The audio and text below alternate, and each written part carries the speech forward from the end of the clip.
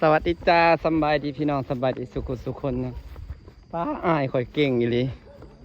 สบายดีตอนเช้าตอนนี้7 โมงเช้าพี่น้อง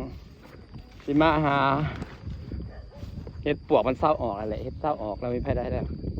เพราะว่าเนี่ยบังเอิญไปพ่อสิมาหาหน่อไม้อยู่ทรงหน้าเจ้าของนี่แหละปีนี้หน้านี่อายเห็ดเปิดสองพวกเมียเห็ดหน้าร้ายขักผู้เห็ดสุดผู้หน้าเพื่อนแล้วก็เห็ดหน้าของพวกน้องนำในกว่าเพิ่นสิปะห้างเพิ่นเห็ดจนเบิดเนาะส่วนเอื้อยกับออกเป็ดหน้าเปล่าปีชาอันนี้ครับสิต้องประหารหน่อไม้สิไปเล่นน้ำอำมาลาที่จริงนะว่าเอากันไว้มาว่าเนี่ยแหละว่าเป็นหมู่ผู้หญิงคนละป้าเป็นไปแกงหน่อไม้ตูบอำมาลาประเฮิดประวัติศาสตร์เลยโอเคแกงหน่อไม้ตูบอำมาลาสิมาหาหน่อไม้ไผ่ไปสู่แกงตอนแรกว่าจะออกไปหาหน่อไม้บงเว้ยไก่คาดเอาหลดลงหาหน่อไม้ไผ่ไปเลยไปต้มน้ำ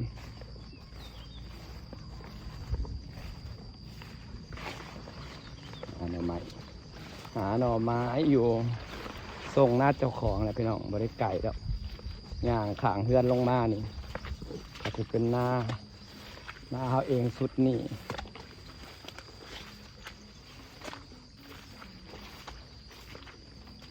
สมัยก่อนนะเกี่ยวเข่านะมันม่วนได้ว่าเขาบอกมีเถียงเลยเกี่ยวเข่ากับมานอนอยู่นี่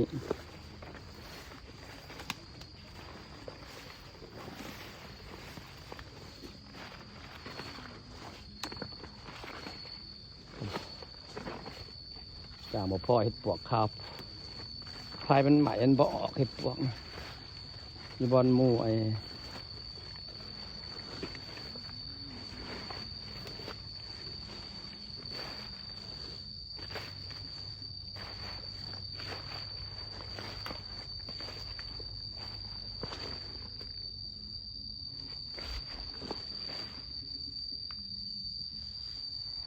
ปีแรกเขาเก็บเห็ดปวกอยู่นี่แหละพี่น้อง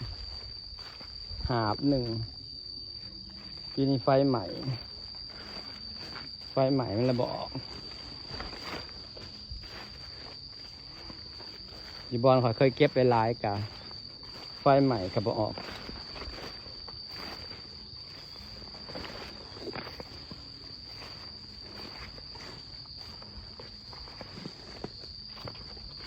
อดป่าหน่อไม้แล้วเอาแต่พอแกงตอนน้ำไม้ขึ้นเฮียไปให้เอาน้ำไม้ขึ้นเฮียไปเผาก่อนพี่น้อง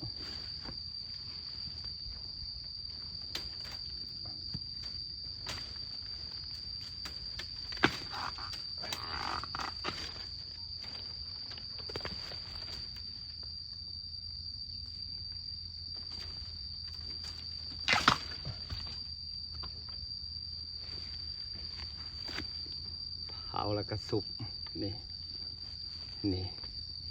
ไหม้แล้วมันหอม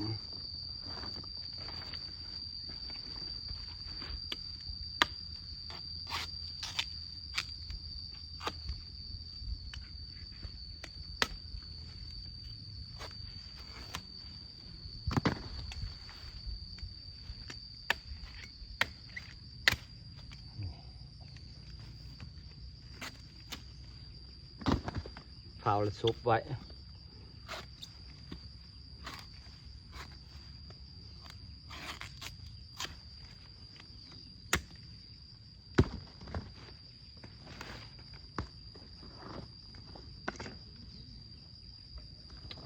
สร้างเป็น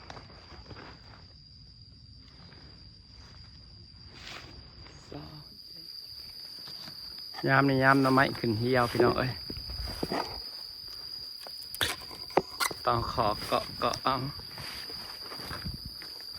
ผมมีแล้วหน่อมันมีแต่ยามหน่อไม้ขึ้นเหี่ยวแล้วจ้าเอาก่อเดี๋ยวผมมีหน่อออกมาแล้ว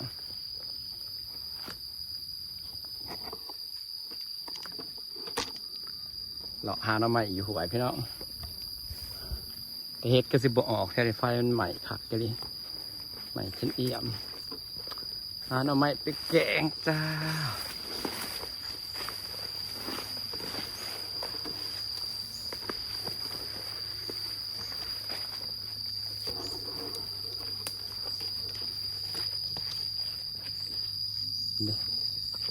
พอหน่อได้หน่อแล้ว2 หน่อ 3 หน่อพี่น้องพอหน่อไม้เลย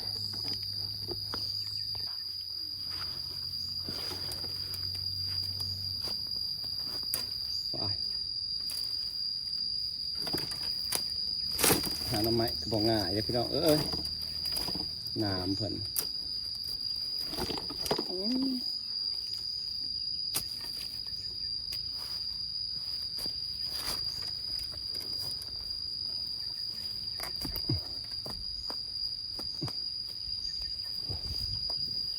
ใหญ่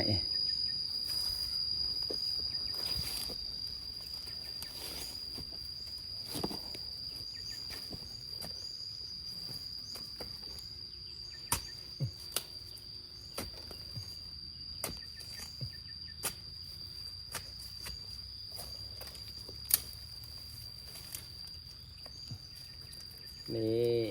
นอนหนึ่ง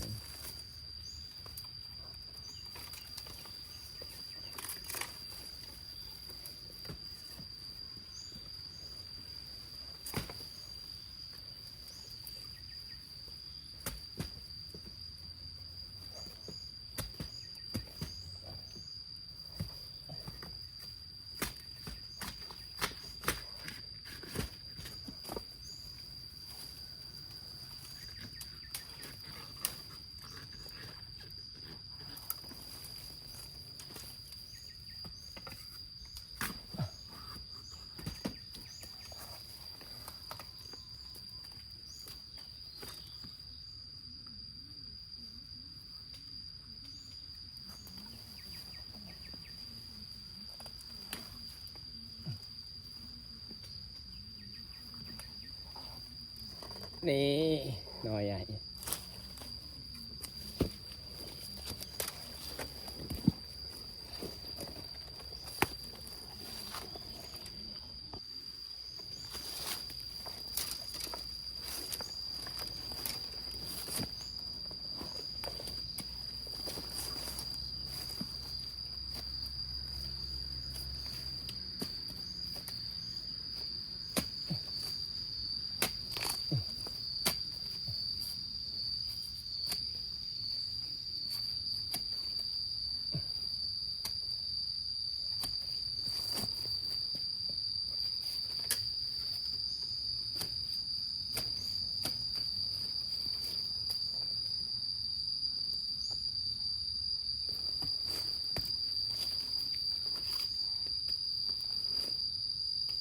นี่จ้า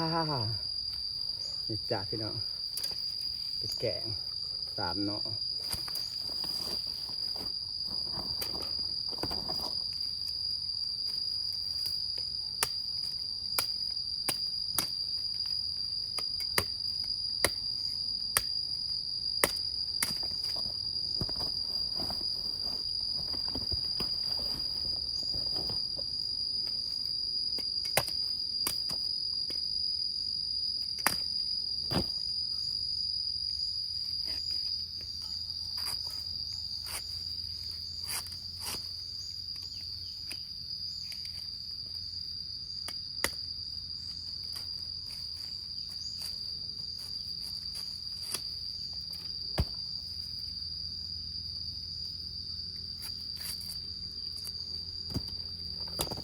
ไปต่อ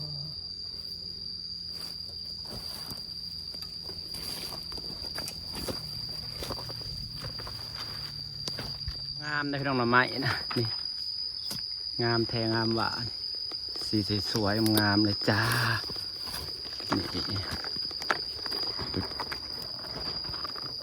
นี่หาหน่อไม้ยามนี่นะก็เอาคอยได้ขุดดอกมันมีแต่น้อยนี่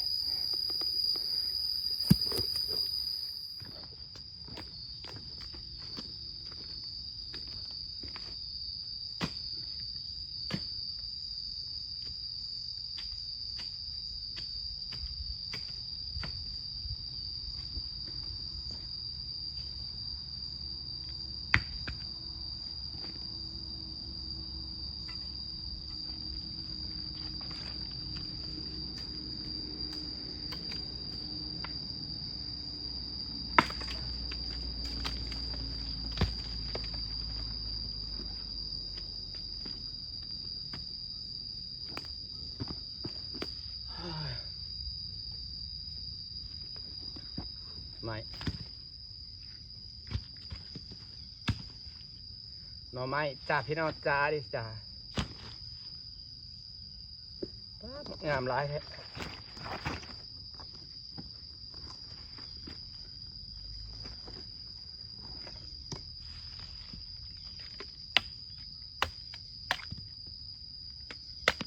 นี่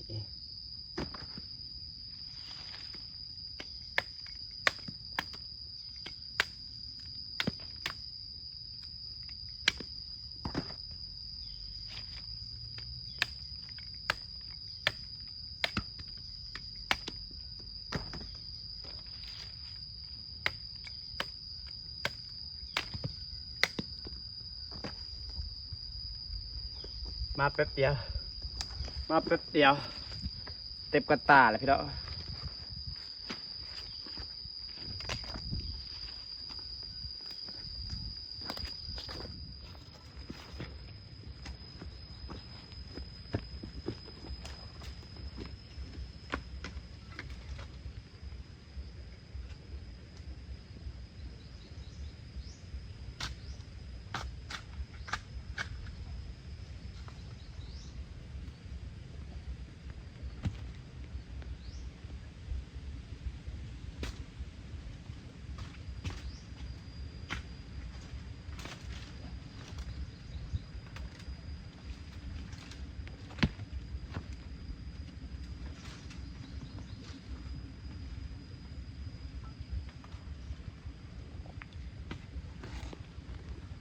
เอากอนี่กระเมื่อแหละพี่น้องเอ้ยพอแล้ว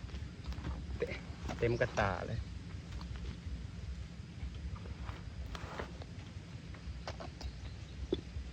หน่อไม้สวยๆงามๆ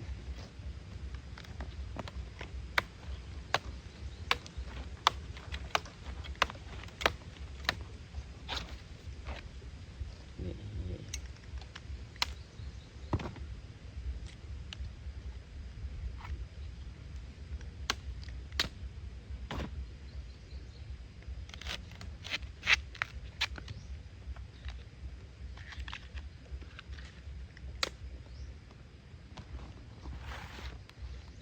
เต็มกระตาพี่น้องโพดหน่อไม้น